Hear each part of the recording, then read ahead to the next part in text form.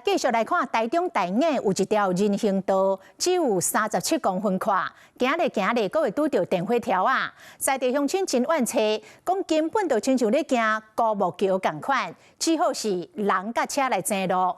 市府講會來改善。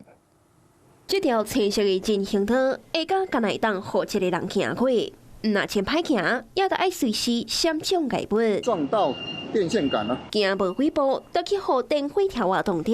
人行道的雙邊邊啊，閣常常有汽機車違規停車。太小了，太窄了，很不理想。到底這唔來是為這什麼意思，我嘛唔知。無啥全，要改變有危險。這條人行道就佇台中大雅雅環路頂，市府推動改善人行道。嚴過附近的民眾苦苦怨嘆，講汽機車會違規停車佔用車道，也引發到網友討論。有人罵講無打算要互紅眼車甲輪椅行，也有人講個倆準是體操隊的人咧練平衡棒，也有人跟酸笑講，若無夠閃是袂行這個。可以建議再開大一點點啦。實際等來到現場，這條人行道上寬有100幾公分，嚴過行無幾步，都向橋到剩37公分。